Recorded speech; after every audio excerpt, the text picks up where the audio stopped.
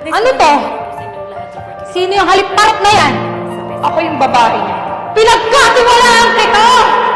Pasensya ka na ha. Hindi ko kasi kasalanan na maganda at sexy. Kaya naghanap yung asawa. Wala daw ang katuwiran nila. Wala daw yung asawa nila dahil nasa abroad. Panoorin natin sa gusto. Surprise! Nandito na ako! Pa itong ina, konsentidor. Tatanong ka pa, nandiyan na nga sa harapan. Andito ka na? Kailan lang? Ba't hindi ka man na nagpasabi? Siyempre, Mi. Surprise nga, di ba? Bakit ako magsasabi? May surprise bang sinasabi? Oo nga naman. Oh, kumusta kayo rito? Ito na yung bahay na pinapagawa ko. Ang ganda. Mi, nagustuhan mo yung mga pinadala ko? Napaka-short. Yung dress, nasubukan mo? Na ganito. Pero, Oo. ikaw na biyanan, Si Ian nga pala. taksil. Sabi niya, nandito siya sa bahay. Naku, sana surprise ko siya. Nasa kwarto ba siya? Ano, oo, nasa kwarto. Teka, Mi. Ako magsusurprise sa kanya. Lay, kumain ka na ba? Kumain ka na muna. Ipagluluto kita. Tsaka, magpahinga ka na muna rito. Kasi alam kong pagod ka sa biyahe. Mi, okay na okay ako. Ang taas nga ng energy ko ngayon. Gusto ko lang makita si Ian, Mi. Puntahan ko lang sandali. Anak, kumain ka na muna. Tapos, samahan mo ako. Pupunta tayo sa mga tita ni Ian. Susupresahin natin sila kasi dumating ka na. Teka, Mi. Mamaya na sila, okay? Nandito na tayo sa bahay, oh. Gustong-gusto ko na talaga makita si Ian. Puntahan ko lang siya saglit. Mamaya na tayo pumunta doon, ah. Lay,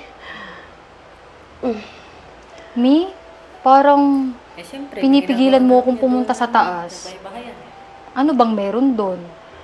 May tinatago ba kayo sa akin? hindi naman sa ganun, nak.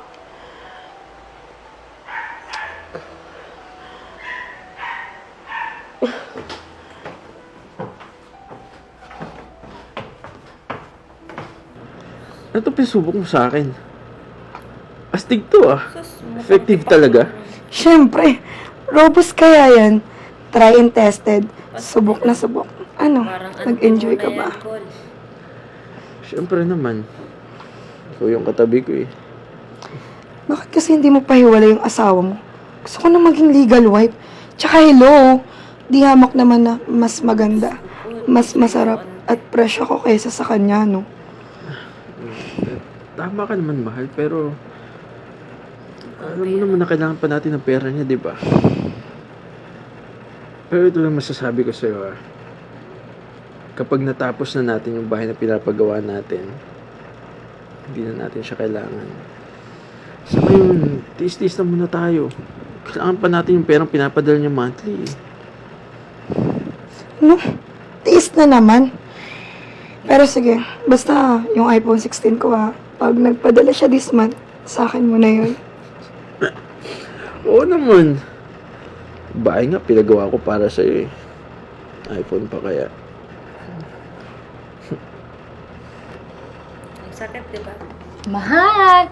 Ikaw yung nasusurprise. Lay, nandito ka na pala. Ano to? Sino yung halip-parip na yan? Lay, ano, Ako mahal, sabihin mo na nga, total nahuli na naman tayo. At oo, ako yung babae niya. Bakit? Hayop ka! Pinagkatiwalaan kita! Nagsakripisyo ako buong buhay ko sa abroad. Tapos, ito lang yung gagawin mo sa akin? Lulukohin mo lang ako! Hayop ka! Lay, tama na, pwede ba? Tama na? Ito ka na wala, di ba? Sisisi mo ba ako kung naganap ako ng babae? Kailangan ko nang papasaya sa akin. Kasalanan mo kung kaya ako nagawa to. Wala ako rito kasi nagtatrabaho ako para sa pamilya natin! Wala akong pakialam! Alam mo ang kailangan ko? Ang gusto ko nandito ka. May asawa ako. Ano May tumatabi sa akin kapag Sure, natutulog. panuun ko na yung madong. Kasi ako. Kasi lalaki ako eh.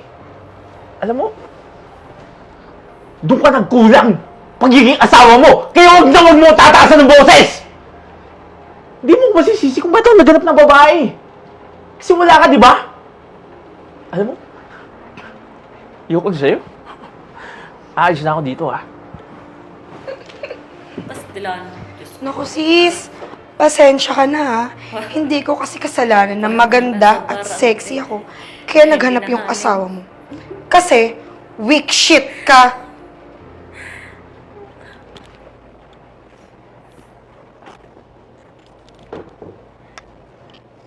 Diyos, biyan na yan. So, kailan pa to, Mi?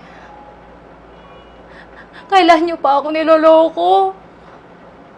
Hinayaan mo. Nalukuhin lang ako ng anak mo. Sorry, Nak.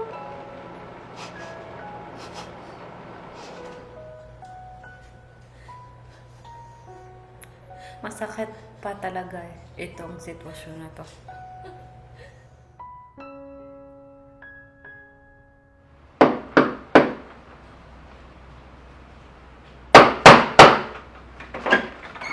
Oh, si ex-wife pala. Ba't naparito ka? Hinahanap mo yung asawa mo? Or should I say, asawa ko? Hindi mo pa rin matanggap? Nakabit ka? Excuse me, okay? Oo, kabit ako. Pero di hamak na mas masarap kesa sa'yo. Kaya nga nagloko yung asawa mo, di ba? Kasi mukha ka ng losyang. Ang kabit ay parang isang prutas na durian. Masarap ka nga. Pero, ang baho mo naman. Mapanghing babae. Mahal, sino yan? Walang iya ka. Kung nandito ka para mag-iskandalo, pues, sinasabi ko sa'yo, umalis ka na. Dahil hindi mo makukuha yung asawa mo. Dahil akin na siya. Yung asawa mo, akin na siya. Asawa ko na siya. Eh di, saksak mo sa baga mo. Sakit nun, di ba? Kabit? Lay, ano naman ba ginagawa mo dito? Di ba nakapirma ka na sa annulment? Ano pa ba kailangan mo, ha? Kung magmamakaawa ka na may pagbalikan sa akin, wala na. Hindi na kita mahal. Ang feeling mo din, no? Hindi ako nagpunta rito para magmakaawa sa'yo. Nagpunta ako rito para bawiin lahat ng naipundar ko. Palamunin ka na nga. Ano gusto mong sabihin? Ganyan ka pa. Baka nakakalimutan mo. Sa akin nakapangalan ang naipatayong bahay na to. Sa akin nakapangalan ang negosyo natin. At sa akin nakapangalan ang motor at kotseng ginagamit At nyo. kayong magpaa. Oh, eto. Nandyan lahat ng documents na nagpapatunay na akin lahat ng ari-arian na to. Dahil pera ko ang ginamit dito. Hindi. Hindi maaari to. Peke yan. Yes, ayan. Basahin mo. Bobo ka kasi. Manloloko ka na rin lang. Dapat ginalingan mo na. Sinagad mo na sana. Tsaka, kung gusto mong laging nasa tabi mo ang asawa mo at hindi umaalis, gampanan mo naman ang pagiging lalaki mo. Maghanap ka ng trabaho. Hindi yung umaasa ka na nga lang sa kayod ng asawa mo. Magloloko ka pa. Yan, walang bayan. Walang bayag. No way, mahal. Hindi pwede to. Te, ikaw rin ha. Huwag mong pairanin lagi ang kate mo. Ha? Huwag puro suso, te. Gamitin din ang utak. Lay, anak. Maawa ka naman sa amin. Wala na kami matitirhan. Hinayaan niyo pong magloko yung anak niyo. Hinayaan niyo po siya sa mga kalokohan niya. Sana po, kahit anak niyo siya, hindi niyo siya kinonsinte. Pasensya na po. hindi na magbabago yung desisyon ko. Hindi pwede to. Bitamin mo Gumawa ka ng paraan. Wala nang ibang paraan kundi umalis kayo o tatawag ako ng pulis para kalad ka rin kayo! Alis!